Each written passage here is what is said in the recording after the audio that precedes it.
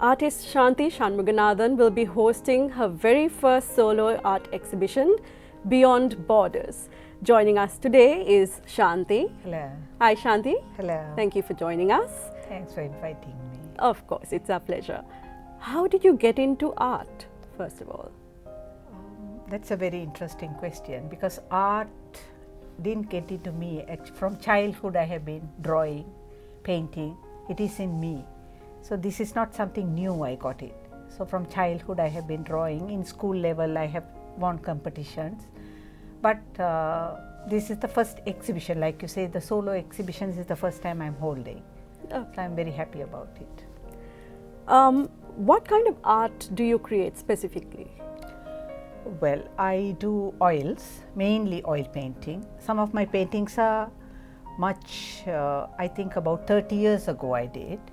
The paintings are still intact, very nice, but the oil paints. And I have started on acrylics. I have done some texture paintings, which is very new, and I feel that it has a lot of character in the paintings when you do texture painting, and line drawings. So all on canvas, all on canvas. Lovely.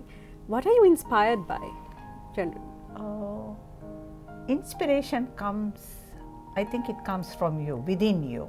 Yeah, you can't, definitely my mother, she was a very hard worker. She taught me, not as an artist, but she taught me a lot of traditional art like kolam and stringing flowers, fresh flowers for garlands and everything. I learned the basic things. Maybe through her I got these artistic talents, I don't know. But still inspiration means even if you go for an exhibition or anywhere you go, when you travel, you see in the lounge, if you see a beautiful painting, you get inspired. And not only paintings, any form of art, sculptures or anything, if you can apply it into art, that's nice. You can create your own work. Certainly. What are your themes that you like to explore generally in your art? Themes in the sense, human figures are my forte. I would love to sketch human figures, and sketching takes a long time.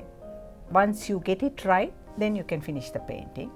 Other than that, sceneries. In Sri Lanka we have a lot of diversity, the Kandyan dancers and the folk dancers, especially with that thing they dance. I love those forms, and the beaches, and especially the pandanus plants in the beaches are my favorite.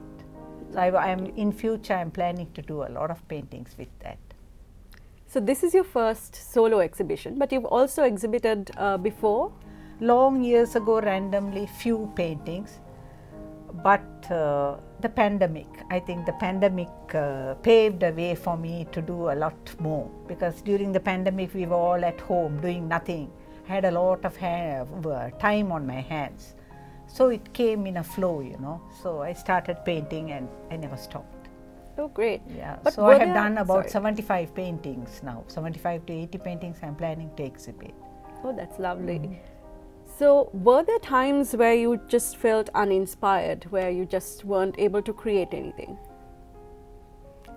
Sometimes when you are very busy with other work, you know, like other housework and, you know, the children. I have grandchildren. So those times you are very busy, preoccupied. So you can't concentrate. For painting, you have to be alone and, you know, you have to concentrate. Then you can apply more to your painting. Certainly. Now, your first solo exhibition, Beyond Borders. Tell me a little bit about it. Well, there are two reasons I decided on this title, Beyond Borders.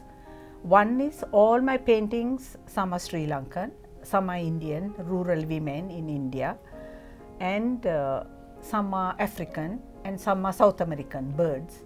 So like that, you know, I didn't control myself. You know, I thought, okay, as an artist you have to go beyond borders. So that is why I kept that title. And another thing is, it's not only oils. I have acrylic paints, I have the line drawings, and I have this texture painting. So the paintings also beyond borders.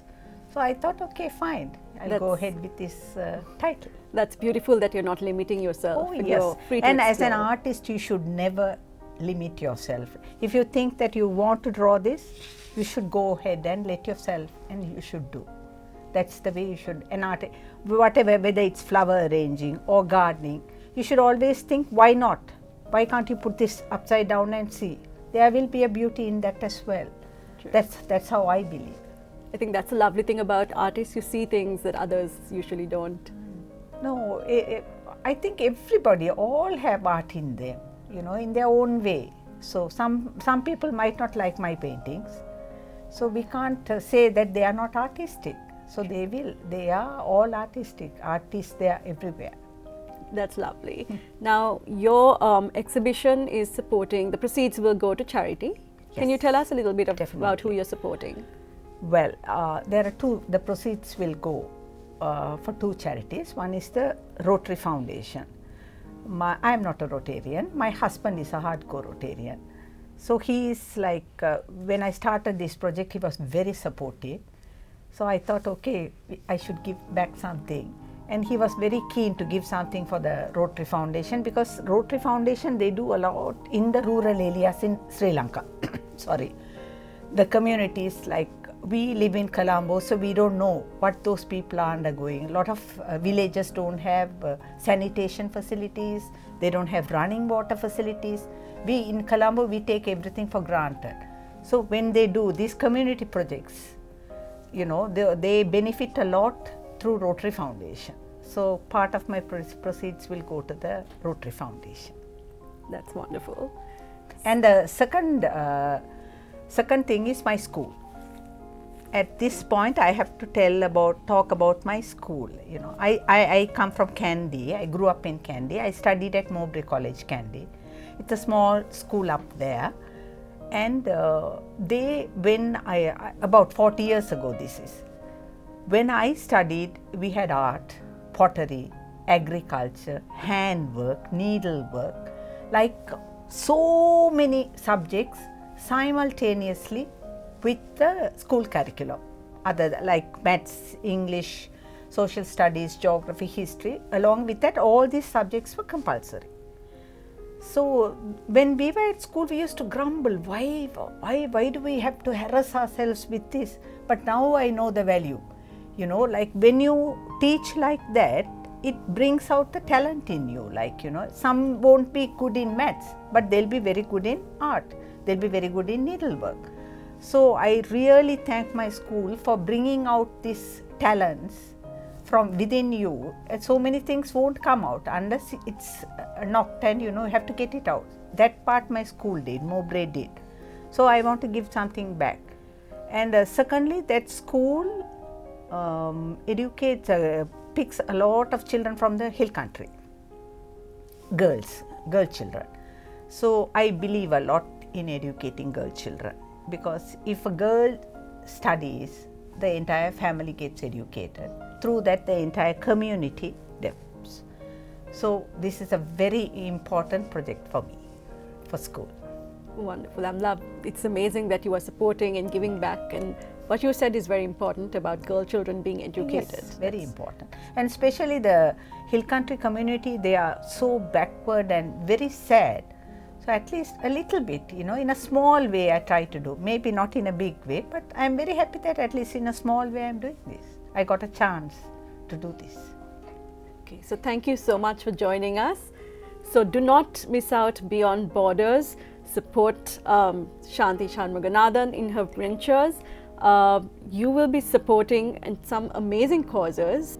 The exhibition Beyond Borders will be held at the Lionel Wendt Art Gallery on the 21st and 22nd of January this year.